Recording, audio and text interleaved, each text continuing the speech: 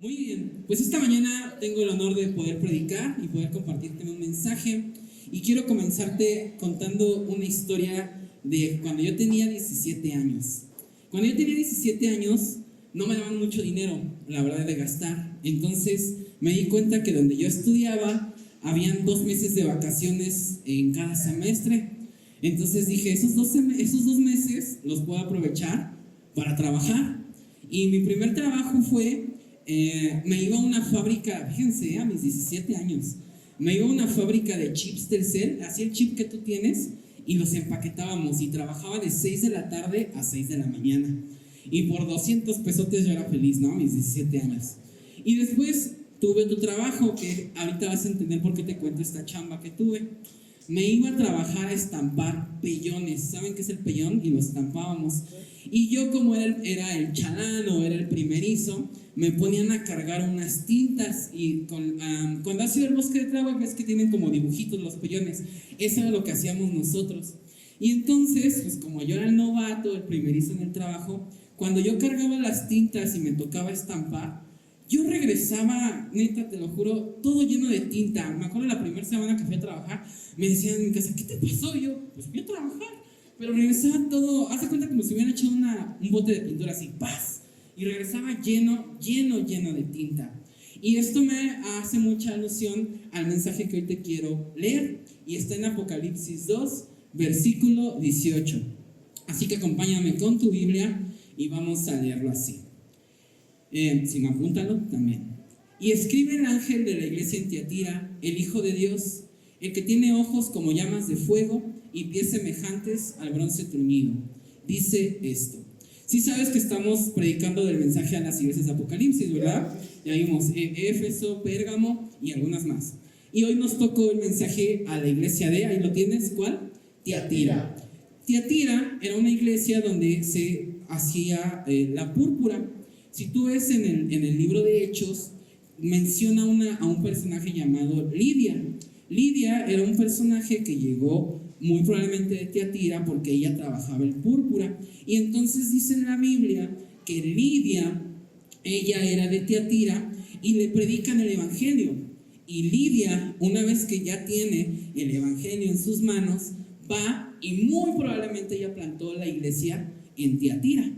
Entonces, esto nos lleva a decir, y para que sepas, que Tiatira era una iglesia, era una ciudad, imagínatela así. Yo me la imagino más o menos como tipo México, pero chiquita. ¿Por qué? Porque era un centro comercial, llamémoslo así. Había mucho comercio, pero lo principal era la púrpura, ¿vale? ¿Vamos bien hasta aquí? Sí, son datos que a lo mejor dices, pues yo nunca he leído Apocalipsis, pero ya te lo sabes. Entonces, ahora sí, vamos a empezar con la historia o con estos versículos que vamos a leer. Dice aquí en Apocalipsis 2:18, escribe el ángel de la iglesia en Tiatira, el Hijo de Dios. Quiero decirte esto primero. Muy probablemente en la iglesia de Tiatira había, vamos a llamarle, pensamientos, ideas, filosofías de que Jesús no era el Hijo de Dios. Por eso es que Jesús se presenta como el Hijo de Dios. Y actualmente en muchas iglesias aún siguen creyendo que Jesús no es el Hijo de Dios. Después dice, como llama de ¿qué? Fuego. El que tiene como ojos de llamas de fuego. Esta es una simbología donde yo creo que Jesús nos tiene mirándonos a nosotros y nada podemos esconder ante Él.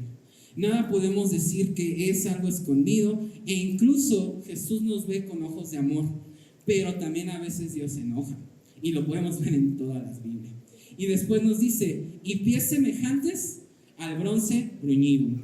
Los pies significan la justicia de Dios. Nada puede revocar la justicia de Dios. ¿Vamos bien aquí? ¿Vas bien conmigo? Sí. Ok, ¿ya te dormí? No. En serio, vengo bien empastillada, y me duelen mucho mis pies, pero aquí vamos. Ahora vamos a Apocalipsis 2:18 a la parte B. El que tiene como ojos de fuego y pies semejantes al bronce bruñido. El fuego de Dios es un fuego que no quema ni lastima, pero es necesario para purificar nuestros corazones. Es por eso que tenemos que ser pero muy listos o muy truchas al leer la Biblia. No sé cómo decírtelo. A veces nada más leemos y dices, bronce, ojos de fuego y no sé qué. Pero ¿qué significan estas cosas? Dios siempre nos está viendo. Dios siempre está viendo nuestras acciones. Dios ve lo que has hecho, Dios ve incluso que vienes a la iglesia cansado, a lo mejor fatigado por las cosas de la semana de la vida, pero Dios ve lo que hacemos. Y a Dios y a Jesús no se le pasa ni una sola cosa que hacemos. Recuerda, todas nuestras acciones son justas y somos justos ante Dios gracias a Cristo, porque si no hubiera sido por Cristo nadie de aquí sería justo. Pero a veces, ¿sabes? Hacemos acciones buenas que parecen malas, y ahí te lo anoté, mira. No hagas acciones buenas que parezcan malas. Y es como, o sea, estamos hablando de los ojos de fuego o de los pies y ya me dices que acciones buenas. ¿Por qué te lo digo? Porque en Apocalipsis 2, versículo 19, que es la que sigue, dice así, y ayúdame a leerlo. Yo conozco tus obras y amor y fe y servicio y tu paciencia, y que tus obras posteras son más que las primeras. Entonces, bueno, ya Jesús se presentó a la iglesia de Tiatira, le dijo: soy el Hijo de Dios, tengo ojos como llamas de fuego, mis pies son como el bronce bruñido. Y le empieza ahora sí a decir a la iglesia de Tiatira: yo conozco tus obras, tu amor, tu fe, tu servicio, tu paciencia. ¿Cuántos de aquí son pacientes? ¿Sí? No todos somos pacientes. Un martes que me tocó a mí dar la clase, yo creo que los que vinieron el martes se acuerdan de que hablé de la paciencia, perseverancia y fe. ¿Se acuerdan? Los que vinimos martes. Si no viniste el martes, pues vente los martes. Y yo les hablé de la paciencia y les decía que muchas veces somos bien impacientes para todo. Llegas al banco y apenas ves 2 personas, ya me voy a echar 2 horas, ¿no? Y en los 15 minutos ya pasaste, pero somos impacientes. Y Jesús le dice a la iglesia: yo conozco tus obras. Y a continuación te lo voy a ir resumiendo y te voy a dar unos datos aquí. Y el amor. Número 1, vamos a ver qué es lo que ya nos conoce de Jesús. ¿Cuál es el número 1? Amor. Y le puse ahí amor ágape, porque hay diferentes tipos de amor. ¿Los conoces? A ver, ¿cuáles son? Filos, eros, ágape. Segundo que Jesús le reconoce a la iglesia: conozco tus obras. ¿Cuáles son esas obras? El servicio que vienes a hacer los domingos, las obras que haces en la semana por alguien que a lo mejor viste con necesidad, las acciones que hacemos, incluso es un sacrificio. Las obras que hacemos es un sacrificio. ¿Por qué? Porque sabemos que incluso seguir a Jesús es un sacrificio que tenemos que hacer. ¿Vamos bien hasta aquí? Sí. Número 3, fe. ¿Y qué es la fe? Es la confianza que tenemos, es tener una esperanza en Cristo Jesús. Incluso la fe nos llama a ser fieles. Seamos honestos. Si yo no tengo fe en que me van a dar un ascenso en el trabajo, pues no empiezas a ser fiel en llegar temprano, no empiezas a ser fiel en ver que tu jefe, la salida es a las 6 y te fuiste 6:10. Eso es la fe. Número 4, la paciencia. ¿Y qué es la paciencia? Ser perseverantes. ¿En qué? En las pruebas y las dificultades. Muchas veces cuando vienen las pruebas, las dificultades, ¿qué dices? No, ya, ahí muere, o sea, ¿para qué voy a la iglesia si no sirve de nada? Y quinta cosa que Jesús le reconoce: tus obras son más que las primeras. ¿Qué quiere decir esto? Vamos a poner un ejemplo. Aquí en la iglesia, con nuestra propia iglesia, al principio a lo mejor tú decías: pues nada más vengo los domingos y ya. Pero ahora vengo más. ¿Qué otras obras ya son más? Ya he aumentado. Ya empecé a servir, pero ahora quiero, no sé, pastorear, ¿no? Es un ejemplo. Tus obras son mejor que las primeras.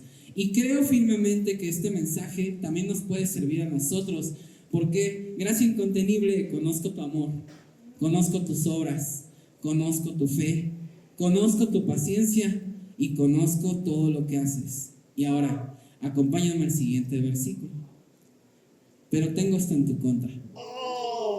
Permites que esa mujer Jezabel haga lo que quiera. Ella dice ser profetisa, pero con sus enseñanzas está alejando de mi lado a mi pueblo y les está haciendo cometer pecados sexuales y comer alimentos ofrecidos en sacrificio a los ídolos. Muy bien. En Jezabel, en el Antiguo Testamento, es la esposa del rey Acab. Y se dice, o por todo lo que leemos en la historia de Segunda de Reyes y Primera de Reyes, es que Jezabel fue una mujer, ¿qué palabra decirte no ser tan fuerte? De lo peor. Fue una persona que indujo al pueblo de Israel a cometer pecados sexuales muy cañones. Y te voy a contar algo que me llama la atención mucho de la historia de Jezabel. Si no has leído la historia, espero que ya la hayas leído. Y si no, aquí te va. Dice en Primera de Reyes que Elías, el profeta Elías, le dice: a ver, tráigame a todos los profetas. Entonces era una pelea entre los profetas de Baal, que era la gente que seguía a Jezabel, y el profeta Elías. Y entonces dice que los profetas de Baal se empiezan a clavar cuchillos, porque empiezan a clamarle a Baal y Baal no les responde. Y me encanta cómo le dice Elías a los profetas: ¿no estará dormido Baal? Se burla en la cara de los profetas de: ¿no estará dormido Baal? Y siguen y no pasa nada. Y entonces Elías dice: ok, ahora quiero que le vuelvas a echar más agua. Y en ese momento el profeta Elías clama y cae fuego. Y eso hizo que Jezabel, se prendiera en enojo y en furia. Y entonces Elías le tiene miedo a Jezabel, y Jezabel huye. Elías huye. ¿Puedes creer que después de que tú estás viendo, imagínate que tú eres el profeta Elías, estás viendo que Dios hizo descender fuego, humilló a los profetas de Baal, le tuvieras miedo a una mujer? Y no porque es mujer, sino le tienes miedo a alguien que ya Dios lo derrotó. Y a veces somos así. A veces ya Dios derrotó tu pecado y tú le sigues teniendo miedo a ese pecado y huyes. Y a veces somos así como el profeta Elías. Y después el profeta Elías ya llega y dice que se queda dormidito y le dio depre, en pocas palabras, porque se quería morir. Y entonces un ángel llega y le lleva un panecito. ¿Y han visto el meme donde está Pedro Pascal comiéndose un panecito? Y yo sigo una página de memes cristianos muy chida, y le pone Elías comiéndose su panecito después de su depre, y está así comiéndose su panecito, ¿no? Bueno, esa es la historia de Jezabel, para que ya la entiendas si nunca has leído la historia de Jezabel. Me llama la atención en esto que estamos leyendo, porque dice que en la iglesia de Tiatira habían permitido que Jezabel metiera sus enseñanzas. Ahora, para que lo vayas anotando y vayas aprendiendo más de esto, del mensaje a las iglesias, no quiere decir que estaba ahí Jezabel. Muy probablemente era una mujer que estaba haciendo lo mismo en la iglesia de Tiatira, o un hombre, no necesariamente, porque muchos dicen: es que esa mujer tiene el espíritu de Jezabel. ¿Has escuchado alguna vez a alguien decir esa mujer? No, también hay hombres que tienen el espíritu de Jezabel. También hay hombres. Entonces había alguien en la iglesia de Tiatira que estaba metiendo ese mensaje a través de Jezabel, y le estaba diciendo, sus enseñanzas la estaban metiendo poco a poco, y estaba haciendo que el pueblo cometiera delitos sexuales, y estaban comiendo sacrificio a los ídolos. Entonces, así como tú lo estás viendo, ¿cuáles son las dos cosas que estaban metiendo? Pecados sexuales y alimentos ofrecidos ¿a quién? A los ídolos. Y vamos a empezar a estudiarlo. Número 1, inmoralidad sexual. Cuando yo llegué a Gracia Incontenible, siempre en otras iglesias a nosotros nos leían que estaba mal la fornicación y el adulterio. Y cuando llego aquí, mi pastor me lee un versículo, no me acuerdo cuál, y decía que todo lo que hacemos inmoral sexualmente. Y ese día me acuerdo, yo tenía como 19 años, 20, y inmoralidad sexual. Y nuestro pastor, estábamos morrillos, y empieza a decir: ¿qué es inmoralidad sexual? Y todos así calladitos, ¿no? Me acuerdo. Y empieza a decir el pastor: número 1, ya le agarraste la nalga. Eso es inmoralidad sexual cuando no estás casados. Y yo: ay Dios. ¿No? Y luego dice el pastor: número 2, cuando tú como hombre estás viendo a una mujer ya con deseo sexual. Y yo estaba pensando: es que eso nunca me lo explicaban así en la Biblia, en la iglesia. Solo era, los pecados sexuales males por fornicar y adulterio. Pero con el pastor aprendí la inmoralidad sexual. Y entonces, hoy quiero decirte algo, no es pedrada para nadie. De verdad, yo lo estuve orando toda la semana y dije: Dios, ¿cómo explicarlo sin que quizá alguien se ofenda? Y número 1, quiero enseñarte estos 3. El adulterio. ¿Qué es el adulterio? La fornicación y pecados sexuales. El adulterio es cuando 2 personas que están casadas estás metiéndote con alguien más. Y eso era algo que el pecado sexual estaba metiéndose ¿en dónde? En la iglesia. ¿Qué es la fornicación? Y si escuchaban a los adolescentes dijeron: ayer tuvimos una plática bien buena. Pues ¿de qué creen que les hablamos? Mira, se rieron. ¿De qué creen que les hablamos ayer a todos? De puras cosas que sé que viven y hablan con sus amigos en la escuela. ¿Qué es la fornicación? Es aquel pecado que se hace antes del matrimonio, cuando no estás casado. Y número 3, pecados sexuales. Todo tipo de pecado sexual que te los voy a ir diciendo. Ver pornografía, ser lujurioso. ¿Por qué hablo de todo tipo de pecados sexuales? Porque pareciera risa, pero es algo con lo que vamos a vivir todos los días. Es algo con lo que todos los días yo como hombre lucho. Y me encanta el podcast de Juan Diego Luna, cómo lo dice con su esposa, y te lo voy a decir y espero lo puedas entender.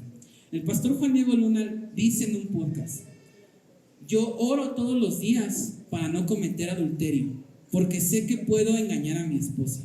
Y en los comentarios dice: ¿cómo es posible que usted como pastor esté pensando en que va a engañar a su esposa? ¿Cómo es posible que siendo el hijo del pastor Cash Luna estés pensando en que vas a engañar a tu esposa? Y yo lo escuché y dije: a ver. Entonces todos los días tengo que despertar y decir: Señor, ¿hoy puedo engañar a mi esposa? Y Dios me dijo: sí. Y eso para mí fue un balde de agua fría y decir: tengo que guardarme, tengo que serle fiel a mi esposa. Y suena tan fácil, te repito, pero todos los días, todos aquí luchamos. Y les decía ayer a los adolescentes: el hombre es más de vista, la mujer es más de oído. El hombre es más de... ¿sí o no? Tus ojitos de liga. Y la mujer es más de: ay, el carnicero me dio 3 kilos por 80 pesos. ¿Sí? La mujer es así. Y mira, te da risa, pero un día mi esposa fue a la carnicería y te voy a contar lo que pasó. Va mi esposa a la carnicería y va y me cuenta, porque pues nos contamos todo. ¿Qué crees que me dijo el cochino viejo ese? ¿Qué pasó? Me dice: ay, ¿cómo te llamas? Y mi esposa: ¿por qué? Es que nunca te había visto aquí venir a comprar. Dice: si gustas nos puedes dar tu número y te llevamos a tu casa el pedido de lo que quieras. Y mi esposa: pero mira, es bien fácil también tú como mujer dar puertas y abrir para... ya, es tan fácil cometer adulterio y fornicación.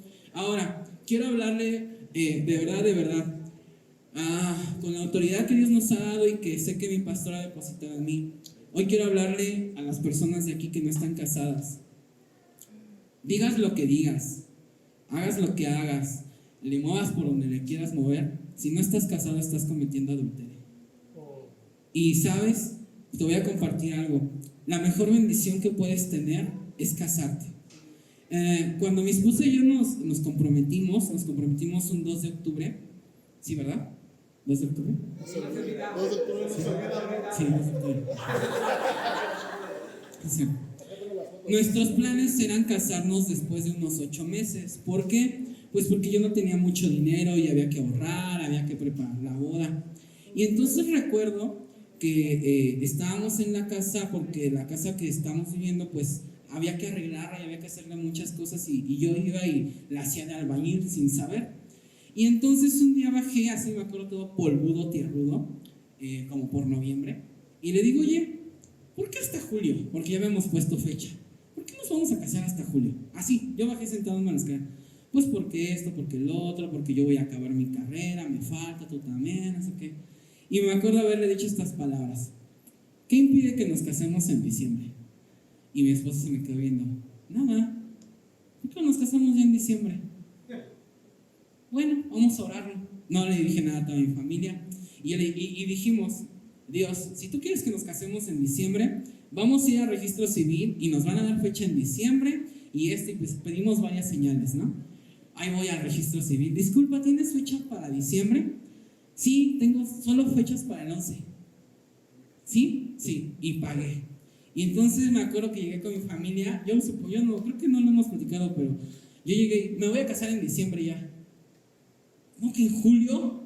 No, en diciembre, ya me quiero casar. Y te voy a compartir algo. Yo preferí casarme a no estarme quemando. Era la mejor opción. No todos se emocionaron. No todos se emocionaron. ¿Sabes? Te voy a decir algo. Los que no se emocionaron es porque están viviendo en adulterio. Perdón que sea tan fuerte. Si no te emocionas por alguien que se casa y quiere vivir una vida delante de Dios bien, es porque muy probablemente estás viviendo en pecado. Ahora, hay que comprender dos cosas. Una cosa es pecar Y otra cosa es vivir en pecado. ¿Qué es pecar? Pues ya hoy me eché una mentirita piadosa, ¿no? Le contesté mal a mi papá como adolescente, no sé, cualquiera. ¿Y qué es vivir en pecado? Pues que estás adulterando. Dios perdona las dos, o sea, no es como que digas, si estás viviendo en pecado, en adulterio, estás condenado. Pero Dios te pide que no vivas en pecado. ¿Qué es vivir en pecado? Pecar, perdón.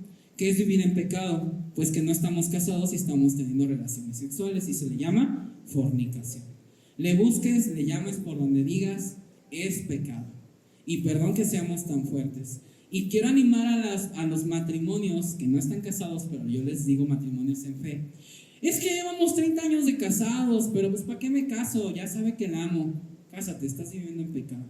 ¿Y por qué te digo esto? Porque una vez que mi esposa y yo decidimos casarnos, Dios nos bendijo de una forma que no te puedes imaginar. Dios trajo pura bendición. ¿Y qué crees?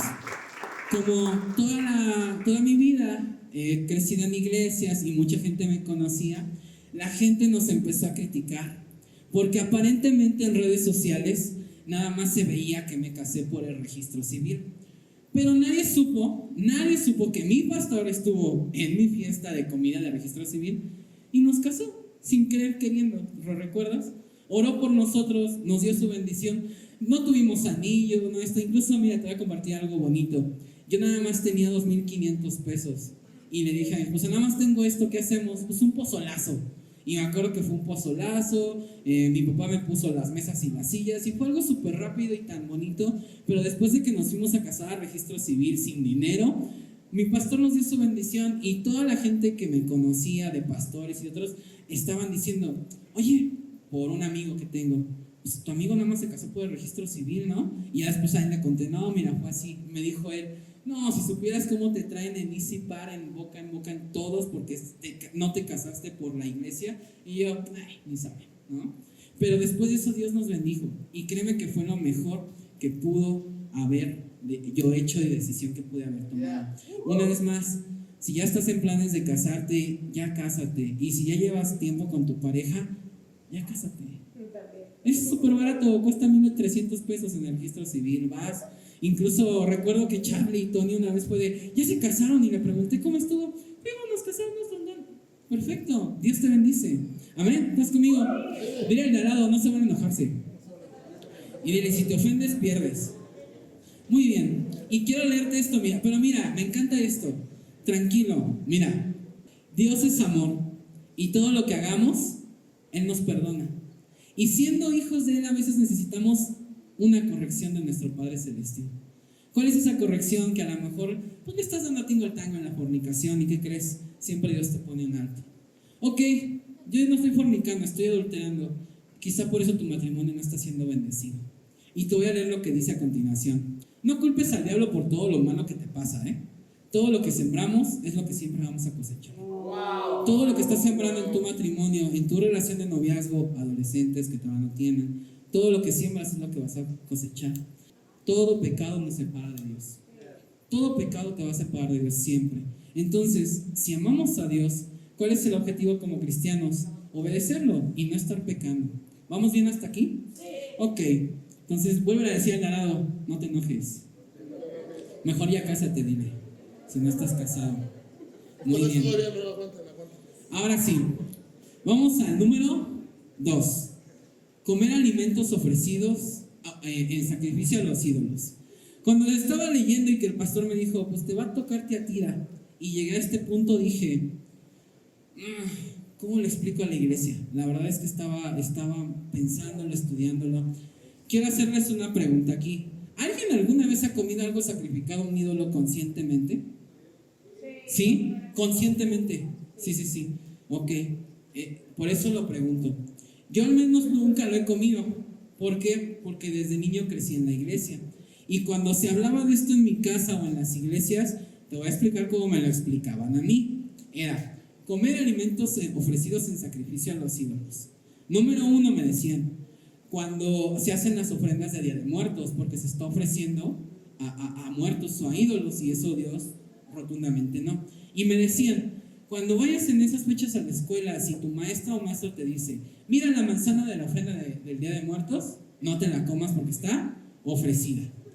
Ok, pues hasta aquí voy bien. Y número 2, cuando vayas a fiestas que le ofrecen el alimento a los ídolos. Y yo le decía a Dios, pero pues yo nunca fui a fiestas ofrecidas a ídolos, entonces, ¿cómo voy a explicar algo que no he vivido? Y yo estaba, Dios, ¿cómo lo explico? ¿Cómo podemos hacer que la iglesia entienda qué es comer alimentos ofrecidos en sacrificio a ídolos? Y Dios me decía, como tal no así, pero mira, te voy a dar esto. Y me decía Dios, número 1, y te lo pongo ahí. A veces participamos con el Dios Mamón. ¿Sabes quién es el Dios Mamón? El Dios del dinero. Y Dios me decía, muchas veces, en lugar de que me ofrezcas sacrificios a mí, le ofreces sacrificios al Dios Mamón. ¿Cómo? Y yo decía, Dios, ¿pero cómo? Porque pones en número 1 el dinero.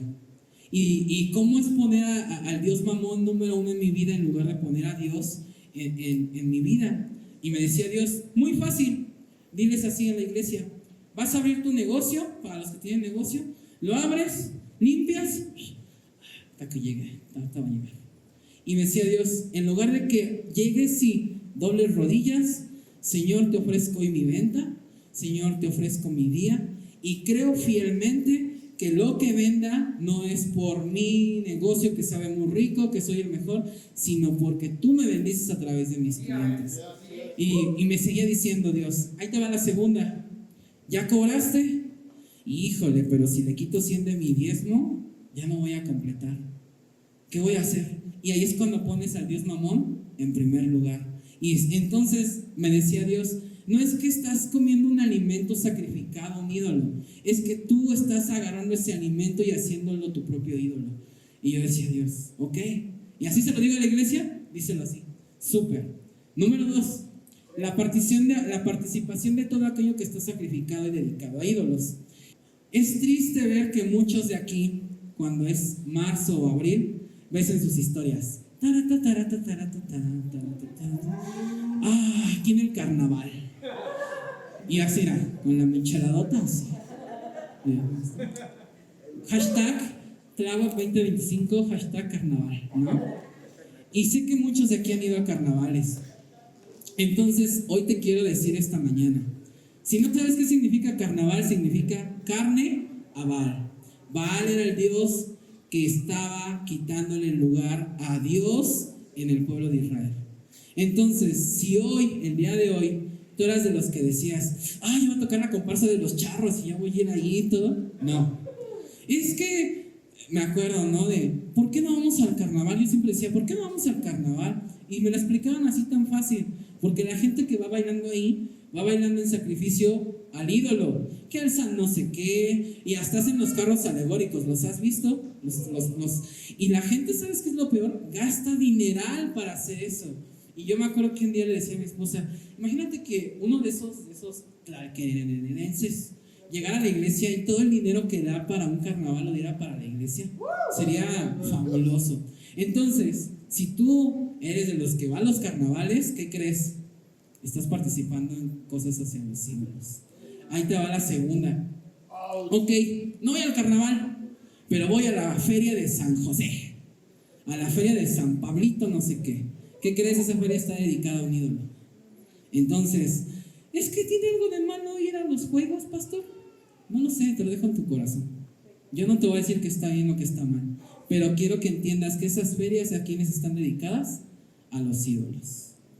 No te enojes, tranquilo, porque ya te notas así bien serio, estás súper serio. Están bien serios como de yo acabo de ir al carnaval. Recuerda, no es lo mismo pecar que vivir en pecado.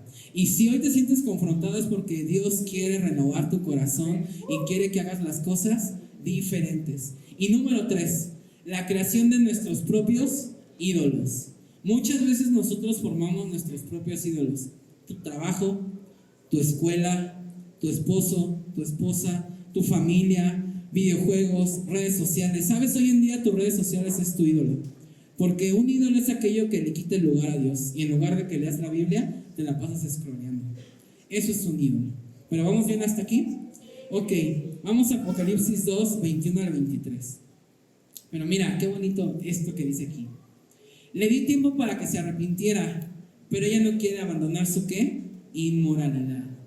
Por lo tanto, le arrojaré en una cama de sufrimiento y los que cometen adulterio con ella sufrirán terriblemente, a menos que se arrepientan y abandonen las maldades de ella.